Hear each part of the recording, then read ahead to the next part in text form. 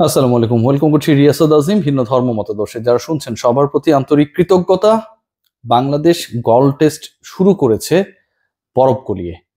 বাংলাদেশের ব্যর্থতার যেন একটা বরফ তৈরি হয়েছিল, একটা স্ট্যাটিক সিচুয়েশন তৈরি হয়েছিল। সবশেষ 10টা মানে এই বছরের হিসাব যদি করি, বিভিন্ন ফরম্যাট মিলিয়ে ইন্টারন্যাশনাল ম্যাচের বাংলাদেশ জিতেছে মাত্র দুটায়। সেই জায়গা থেকে ওয়েল র্যাঙ্কড টিম, স্বাগতিক টিম শ্রীলঙ্কার এগেনস্টে বাংলাদেশ দল টিম টাইগার্স, যেই দলটার পারফরমেন্স এমন যে সবশেষ টেস্ট সিরিজে জিম্বাবুয়ের বিপক্ষেও তারা পরাজিত হয়েছিল। 3.5 বছর পর জিম্বাবুয়ে কোন একটা দলকে হারিয়েছে, সেটা ছিল বাংলাদেশ।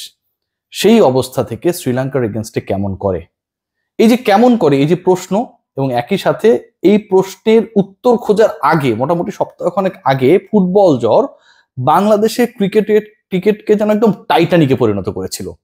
অনেক প্রত্যাশা, অনেক উচ্চাসা, অনেক নাটকীয়তা, অনেক সম্ভ্রান্ত একটা ভাব, কিন্তু শেষ পর্যন্ত সেটার পরিণতি হচ্ছে সাগরের নিচে, মানে ডুবে যাওয়া এক বিলাসবহুল তরী।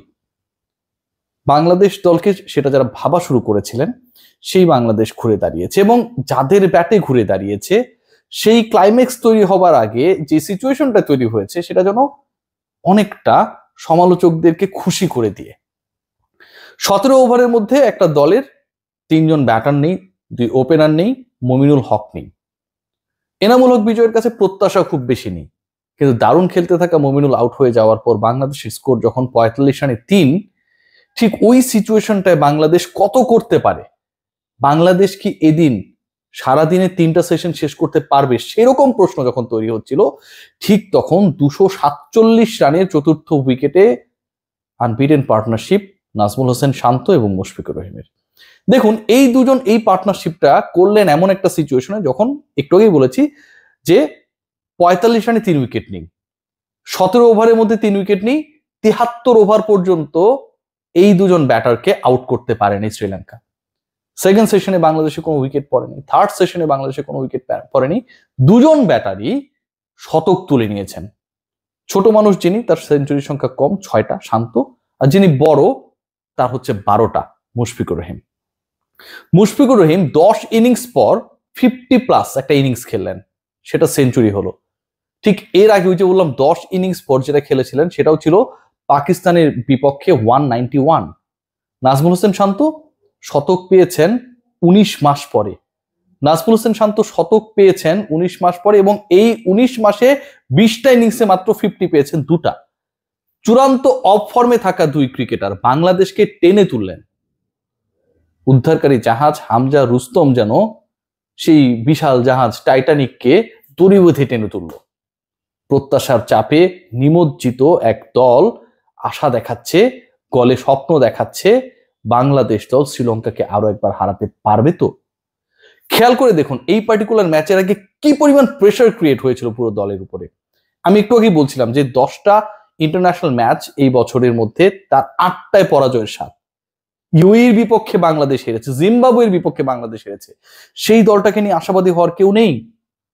সেই দলের যিনি captain, test captain Najmul Hossain Shanto, Bangladesh fly করার ক ঘন্টা আগে তিনি ওয়ানডে ক্যাপ্টেন্সি হারিয়েছেন খুব বাজে একটা সিস্টেমের মধ্য দিয়ে। মেহেদী হাসান মিরাজ ওয়ানডে ক্যাপ্টেন, দারুণ করবেন, তার সম্ভাবনা, তিনিই যোগ্য, কোনো ডাউট নেই। কিন্তু যেই প্রসেসে মিরাজকে দেয়া হয়েছে এবং শান্তর কাছ থেকে নেওয়া হয়েছে, মেহেদী হাসান মিরাজকে যদি কেউ তার কাছের মানুষ কানে কানে জিজ্ঞেস করে যে সিস্টেমটা ঠিক ছিল কিনা, তিনিও বলবেন যে that was a wrong decision, wrong process. Shanto under pressure, নিজের ফর্ম নেই, দলের ফর্ম নেই, জিম্বাবুয়ের বিপক্ষেও হারে তার দল। সেই দলের নেতা গত 20 ইনিংসে কোনো সেঞ্চুরি করতে পারেনি, 2টা 50 তিনি করলেন, আনবিটেন 136। স্বপ্ন দেখাচ্ছে গলে মুশফিকুর রহিমের 2013 সালের ডাবল সেঞ্চুরির পরে আরো কেউ একজন হয়তো এখানটায় করবেন, সেই স্বপ্ন আমরা দেখছি। মুশফিকুর রহিম, ওই যে বলছিলাম মাঝের 10 ইনিংসে কোনো কিছু নেই, তার আগে একটা 191। জাতীয় দলের পঞ্চপাণ্ডবের সবাই অবসরে, মুশফিক শুধু খেলেন শুধু টেস্টটাই। এই মুশফিক যেন টেস্ট ক্রিকেটে টেস্ট কেসে পরিণত হয়েছেন। সবশেষ 10 ইনিংসে রান নেই ব্যাটে, জিম্বাবুয়ের মতো দলের বিপক্ষেও রান করতে পারেন না। তাকে কি ভদ্রভাবে আমিনুল ইসলাম বুলবুলের বোর্ড কিংবা ক্রিকেট অপারেশনসের দায়িত্বে নাজমুল আবেদিন ফাহিমরা জানিয়ে দেবেন যে মুশফিক তুমিও বাই বলে দাও অন্যদের মতো? সেই প্রিপারেশন যখন বাংলাদেশ ক্রিকেট বোর্ড মনস্তাত্ত্বিকভাবে নিচ্ছিল, ঠিক তখন মুশফিক দেখিয়ে দিলেন এখনো মাথা নোয়াবার নয়। সবচেয়ে বেশি টেস্টে সেঞ্চুরি করেছেন বাংলাদেশের হয়ে আপনারা সবাই জানেন, মুমিনুল হক 13টা, তারপরই মুশফিকুর রহিমের শতক সংখ্যা 12টা। 2013 গলকে আরো একবার যেন মুশফিকুর রহিম ফিরিয়ে আনলেন 2025-এ। 2013-তে ডাবল সেঞ্চুরি হবার কথা ছিল মোহাম্মদ আশরাফুলের, করে ফেললেন মুশফিক। আর এদিন বাংলাদেশের হয়ে আরো বেশি ভালো খেলা উচিত ছিল যাদের, অথবা যাদের প্রতি সেই টিক মার্কটা দেয়া ছিল, সেই তারা ব্যর্থ হলেন। নামের বিচারে কিংবা কেন আসলে ন্যাশনাল টিমে নেওয়া হয় না এরকম আলোচনা যাদেরকে নিয়ে যখন বেশি হয়, সেই ক্রিকেটাররা ব্যর্থ হলেন। মুশফিক ঠিকই বাংলাদেশকে টেনে তুললেন সেই অবস্থা থেকে যেখানটায় বাংলাদেশ দল পুরো দিনটা অল আউট না হয়ে শেষ করতে পারবে কিনা সেই ডিবেটটা হচ্ছিল। অসাধারণ কামব্যাক, 4th উইকেট পার্টনারশিপে 247 আনবিটেন, দুজনের শতক, আন্ডার প্রেসারে ঘুরে দাঁড়ানো এবং সব ছাপিয়ে এই ম্যাচে চোখে লেগে থাকে একটাই জিনিস, নাজমুল হোসেন শান্তর সুইপ শট।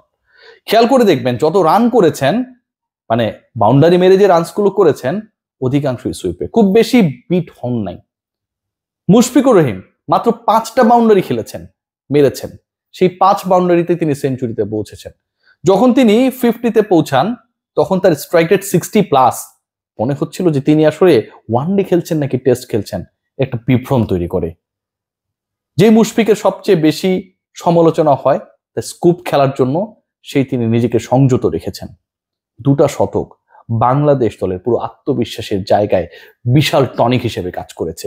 এই 2টা শতক বাংলাদেশের ক্রিকেটে ক্ষয়িষ্ণু আত্মবিশ্বাসকে উচ্চাকাশে নেয়ার জন্য টনিক হিসেবে কাজ করবে। খেয়াল করে দেখুন, বাংলাদেশ কিন্তু 300 ছুঁই লুজিং 3 উইকেটস। এখনো কিন্তু ব্যাট করতে বাকি আরো অন্তত 3 জন স্বীকৃত ব্যাটারের। সেই জায়গা থেকে বাংলাদেশ যদি শেষ পর্যন্ত স্কোরটাকে 500+ নিতে পারে, খুবই সম্ভব। একজন যদি এই দুজনের মধ্যে ডাবল সেঞ্চুরি করে ফেলেন, বাংলাদেশের ক্রিকেট নিয়ে যে সমালোচনা, বাংলাদেশের ক্রিকেট নিয়ে যে আত্মবিশ্বাসের অভাব, বাংলাদেশের ক্রিকেটে ফুটবল এবং ক্রিকেটের যে কম্পেয়ার করার প্রবণতা, সবকিছু থেকে বাঙালি বের হয়ে আসবে। যেই মানুষগুলো বলেছিল যে আর ক্রিকেট দেখতে চাই না, সেই তারাই ফেসবুকের স্ট্যাটাসে লিখবে ব্রাভো টিম টাইগার্স। আমরা সেই দিনের অপেক্ষায়, সেই দিনটা খুব বেশি দূরেও না। গল বাংলাদেশকে সবসময় দুহাত ভরে দিয়েছে, শ্রীলঙ্কাও দিয়েছে। বাংলাদেশের প্রথম ডাবল সেঞ্চুরি শ্রীলঙ্কায়, বাংলাদেশের শ্রীলঙ্কার বিপক্ষে একমাত্র জয়টাও শ্রীলঙ্কায়। বাংলাদেশ নিজেদের 100তম টেস্ট খেলতে নেমেছিল যেই ম্যাচটায়, সেটাও খেলেছিল শ্রীলঙ্কায় এবং সেই ম্যাচে জয়টাও পেয়েছিল শ্রীলঙ্কায়। আর মুশফিকুর রহিম যখন শ্রীলঙ্কাকে পান, তখন যেন তার বাড়ির পাশের সেই মাঠে খেলা করেন, তার সেই ছোটবেলার সতীর্থদের সাথে খেলা করেন, যেখানটায় খুব রিডেবল প্রতিপক্ষের এগেস্টে রানস করাটা খুব সহজ। নাজমুল হোসেন শান্তর উদযাপন নিয়ে অনেক আলোচনা হচ্ছে, বিশেষ কোনো একটা অঙ্গ কোনো একটা পজিশনে রয়েছে দেখে অনেক আলোচনা হচ্ছে, সমালোচনা হচ্ছে। এই নাজমুল শান্ত যদি আজকে খারাপ করতেন, 0 করতেন, তারপরেও তার সমালোচনা হতো। এই নাজমুল শান্ত বাংলাদেশকে যেদিন ওই রুস্তম আর হামজার মতো করে টাইটানিককে টেনে তুললো নাইলনের রশি দিয়ে, 136 অপরাজিত, তখনও আমরা সমালোচনা করি।